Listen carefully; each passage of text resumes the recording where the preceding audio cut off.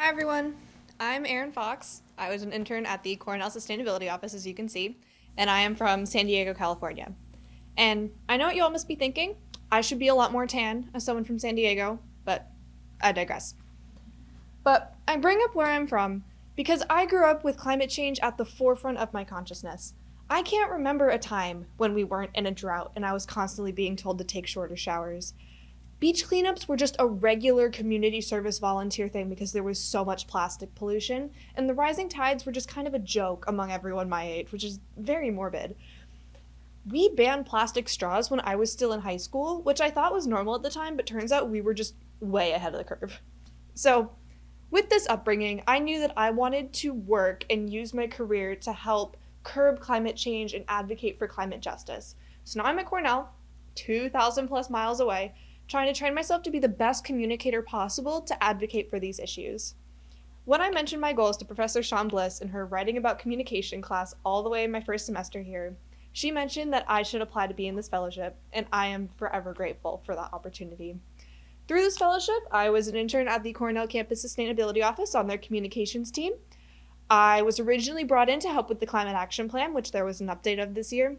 But because I was the only intern, I also helped work with STARS data reporting, which Cornell reports every year to show our progress. But I'm not going to talk about data reporting and nitty gritty because honestly, that would be kind of boring for a speech. So I'm here to talk to you about something much more basic, which is social media. So we all know about social media. It's very topical, very common, very hip with the youths. You can't have a brand at this point without social media. It is very much needed. And when I first came into the campus sustainability office, having followed them my entire time at Cornell, I knew that they needed more content. So when I talked to my bosses, Sarah Brylinski and Lisa Kilgore, we all agreed that we needed to transform our social media presence to become more popular on campus. There was already so much raw material that wasn't being communicated, so Sarah B. and Lisa put it up to me to research how I could best communicate these issues. So in doing my research, I focused mainly on Instagram. Just because Instagram, it's the most visual, it's the most shareable, it's the most popular right now because let's be real, Facebook is very millennial at this point. So this is what I'm going to focus on as I talk you through my plan.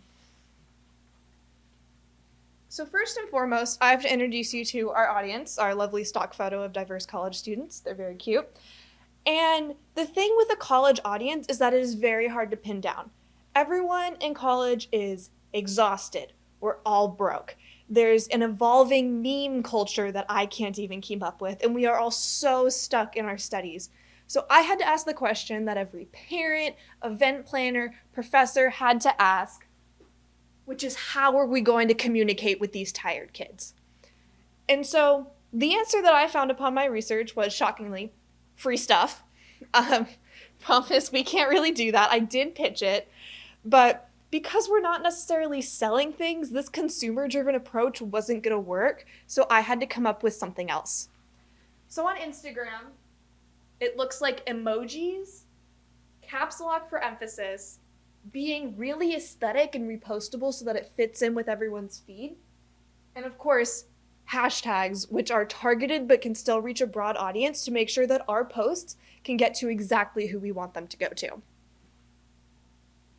So now we know how to post, but the next question is, what are we going to post? So we all know that climate change is real and it's bad. We all go to Cornell. People that don't think that probably aren't going to be following the campus sustainability office on Instagram. So there isn't really a point in flooding our feed with information trying to convince people of what they already know. So that's why we had to go to the next step, which is how to create a greener campus. Oh no. So here's our campus. She's pretty green. She's beautiful. We want to keep it that way. But that's a really broad goal to keep our campus sustainable. So we had to narrow it down into doable verticals that could actually resonate with students. So in doing this, I drew from a bunch of different things, either from my own ideas, and this next campaign, actually, I took it from Dr. Danielle Eisman's Communication in the Environment course, where students were tasked with coming up with a product that they could replace with a more sustainable product. So that birthed sustainable swaps. So sustainable swaps are just simple shopping habits that students and faculty alike can use to make their home a little more green. And with this series, I wanted to go beyond buy a Hydro Flask. I wanted to be creative and find real solutions that wouldn't break the bank. So as you can see, dryer balls, one dryer ball will replace 1,000 dryer sheets. These bamboo toothbrushes, they're great. It's just easy replacements. So now we have our shopping swaps. And our next step, sustainable choices. I'm pretty sure we can all take a minute off our shower. It actually saves a lot of water. So sustainable choices, again, it's meant to fit into our students' busy schedules and be really doable. So this kind of takes a huge burden off of our students because if enough people try these small behavior changes, we will begin to see a larger impact on campus. And so finally, we have sustainable swaps, we have behavior swaps, and now we have Cornell's resource campaign, because Cornell has so many resources that people don't know about, as you can see up here. So when I first got to the sustainability office, I learned about most of these resources for the first time. And there's even a sustainability map on their website that shows you these things that not a lot of people know about, but you should definitely check it out. So my point with this campaign was to make sure that students who are not even actively looking for ways to be sustainable on campus can find an easy way to do it just in taking a better class or filling their water bottle up in the many water fountains that we have on campus. So these are all ways that students can help create a more sustainable campus, but there's still the problem of convincing them. Like, yes, this is super easy, but we still need to convince them, which comes to part 2. There's our beautiful campus again. So we're all Cornell students, we're all very intelligent, and intelligent people tend to question the man, not necessarily the man in this photo, but the man as an institution. So in questioning Cornell as an institution, I know many of our other students have questioned Cornell's commitment to sustainability and whether they are actually putting in the effort. And so in part 2 of my campaign, I wanted to show students that Cornell is trying, that Cornell is actively committed to a green campus, and Cornell is not simply putting the burden on students while erasing all of the hard effort that we did. Which means, in simpler words, we just get to flex a lot on our social media. So that's how we have the Sustainability Champions campaign. Cornell has done so much that many people haven't heard about. We have innovative ways of making our campus run. We have, as you can see, our LEED certified buildings. We have come in top places in sustainability polls. We were the 6th university globally to be platinum rated, which is the highest rating by ASHE Stars. And so again, as I said, my point is that we wanted to brag about what Cornell is doing. I don't know if brag is the best word. But we wanted to show the students that Cornell is putting in an active effort to make a greener campus and community.